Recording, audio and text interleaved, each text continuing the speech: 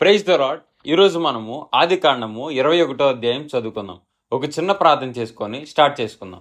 మహాపరిశుద్ధుడవు ఘనమైన గొప్ప దేవ తండ్రి యేసయ్య, మీకు స్తుతులు ప్రభువా. నైనా ఈరోజు ప్రభువా ఆదికాండము 21వ అధ్యాయం చదువుతుండగా ప్రభువా మా ఒక్కొక్కరికి జ్ఞానమును దయచేయండి. అయినా ప్రతి వచనము మాకు అర్థమైనట్లు మీరు సహాయం చేయమని, సమస్త మహిమా ఘనత మీరు పొందమని యేసు నామమున అడుచున్నాము తండ్రి, ఆమెన్. ఆదికాండము 21వ అధ్యాయము.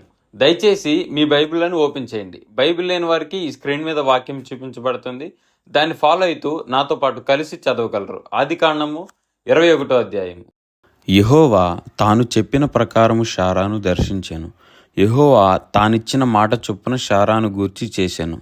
ఎట్లనగా దేవుడు అబ్రహాముతో చెప్పిన నిర్ణయకాలములో శారా గర్భవతి అయి అతని ముసలితనమందు అతనికి కుమారుని కనెను. అప్పుడు అబ్రహాము తనకు పుట్టినవాడును తనకు శారా కనినవాడైన తన కుమారునికి ఇస్సాకు అని పేరు పెట్టెను.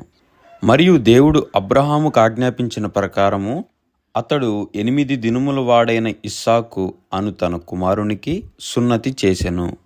అబ్రహాము కుమారుడైన ఇస్సాకు అతనికి పుట్టినప్పుడు అతడు 100 ఏండ్లవాడు.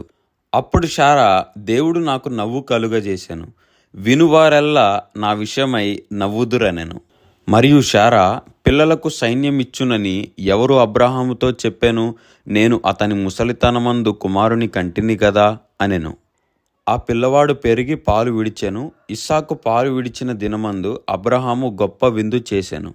అప్పుడు అబ్రహామునకు ఐగుప్తీయురాలైన హాగరు కనిన కుమారుడు పరిహాసించుట శారా చూచి, ఈ దాసిని దీని కుమారుని వెళ్ళగొట్టుము, ఈ దాసి కుమారుడు నా కుమారుడైన ఇస్సాకుతో వారసుడై ఉండడని అబ్రహాముతో అనెను. అతని కుమారుని బట్టి ఆ మాట అబ్రహామునకు మిక్కిలి దుఃఖము కలుగజేసెను. అయితే దేవుడు, ఈ చిన్నవాని బట్టియు నీ దాసిని బట్టియు నీవు దుఃఖపడవద్దు. శారా నీతో చెప్పు ప్రతి విషయములో ఆమె మాట వినుము. ఇస్సాకు వలన అయినదియే నీ సంతానమనబడును. అయినను ఈ దాసి కుమారుడును నీ సంతానమే గనుక అతని కూడా ఒక జనముగా చేసేదనని అబ్రహాముతో చెప్పెను. కాబట్టి తెల్లవారినప్పుడు అబ్రహాము లేచి ఆహారమును నీళ్ల తిత్తిని తీసుకొని ఆ పిల్లవానితో కూడా హాగరునకు అప్పగించి ఆమె భుజము మీద వాటిని పెట్టి ఆమెను పంపివేశెను. ఆమె వెళ్ళి బెయేర్షెబా అరణ్యములో ఇటు అటు తిరుగుచుండెను. ఆ తిత్తిలోని నీళ్లు అయిపోయిన తరువాత ఆమె ఒక పొద క్రింద ఆ చిన్నవాణ్ణి పడవేసి, ఈ పిల్లవాని చావు నేను చూడలేనని అనుకొని వింటివేత దూరము వెళ్ళి అతనికెదురుగా కూర్చుండెను. ఆమె ఎదురుగా కూర్చుండి ఎలుగెత్తి ఏడ్చెను. దేవుడు ఆ చిన్నవాని మొరను వినెను. అప్పుడు దేవుని దూత ఆకాశము నుండి హాగరును పిలిచి, హాగరు, నీకేమి వచ్చినది? భయపడకుము. ఆ చిన్నవాడున్న చోట దేవుడు వాని స్వరము విని ఉన్నాడు. నీవు లేచి ఆ చిన్నవాణ్ణి లేవనెత్తి నీ చేత పట్టుకొనుము, వానిని గొప్ప జనముగా చేసేదనని ఆమెతో అనెను. మరియు దేవుడు ఆమె కన్నులు తెరిచినందున ఆమె నీళ్ల ఊట చూచి వెళ్ళి ఆ తిత్తిని నీళ్లతో నింపి చిన్నవానికి త్రాగించెను. దేవుడు ఆ చిన్నవానికి తోడైయుండెను. అతడు పెరిగి పెద్దవాడై ఆ అరణ్యములో కాపురముండి వీలు కాడాయెను. అతడు పారాను అరణ్యములో నున్నప్పుడు అతని తల్లి ఐగుప్తు దేశము నుండి ఒక స్త్రీని తెచ్చి అతనికి పెండ్లి చేసెను. ఆ కాలమందు అబీమెలెకును అతని సేనాధిపతి అయిన ఫీకోలును అబ్రహాముతో మాట్లాడి, నీవు చేయు పనులన్నిటిలోనూ దేవుడు నీకు తోడైయున్నాడు గనుక నీవు నన్నైనను నా పుత్ర పౌత్రాదులనైనను వంచింపక నేను నీకు చేసిన ఉపకారము చొప్పున నాకును నీవు పరదేశువై ఉన్న ఈ దేశమునకు చేసేదనని దేవుని పేరట ఇక్కడ నాతో ప్రమాణము చేయమని చెప్పాను. అందుకు అబ్రహాము ప్రమాణము చేసేదనెను.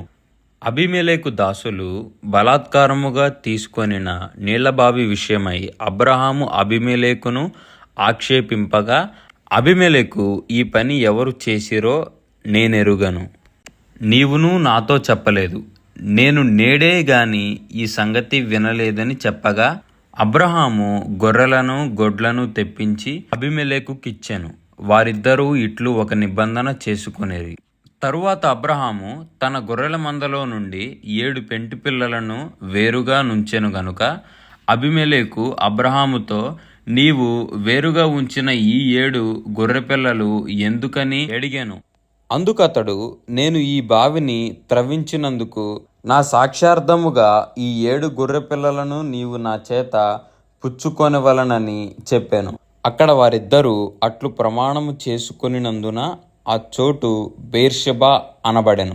బెయేర్షెబాలో వారు అలాగు ఒక నిబంధన చేసుకొనిన తరువాత అబీమెలెకు లేచి తన సేనాధిపతి అయిన ఫీకోలుతో ఫిలిష్తీయుల దేశమునకు తిరిగి వెళ్ళెను.